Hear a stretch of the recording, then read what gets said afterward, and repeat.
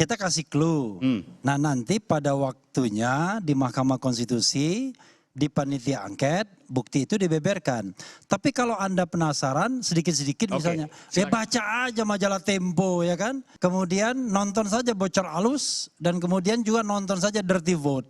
Itu kan sebuah indikasi bahwa yang namanya kecurangan pemilu itu ada dan itu tidak hanya soal saat pencoblosan ke atas, tapi sebelum pencoblosan. Bahkan kalau kita tarik, barangkali sejak 2020, 2021 sudah ada nuansa seperti itu. Tapi kan kita tahu tidak ada bantahan selama ini ketika Tempo menulis tentang keterlibatan istana dalam pemenangan 02 misalnya.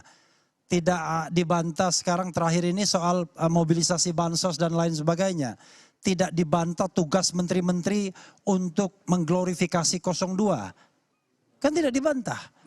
Jadi itu artinya memang indikasinya kuat. Nah sekarang pertanyaannya adalah indikasinya ada, kita tunggu forumnya. Ada dua line. Line pertama adalah line MK.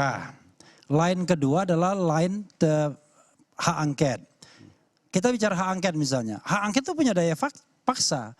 Tetapi masa sih menteri dipaksa? Itu kan kewajiban ketatanegaraan seorang pejabat publik untuk menghormati hak konstitusional yang dimiliki lembaga pengawasan seperti DPR. Tapi kalau dia tidak mau datang, dia bisa dipaksa untuk datang. Jadi ada hak untuk memaksa. Nah di Mahkamah Konstitusi itu kewajiban warga negara untuk menyampaikan keterangan-keterangan baik sebagai saksi maupun ahli. Jadi kalau dia menolak, ya sama saja dia tidak memberikan contoh yang baik sebagai pejabat publik yang seharusnya memberikan keterangan. Tetapi soalnya adalah, ya belum tentu juga kita mengajukan mereka kan.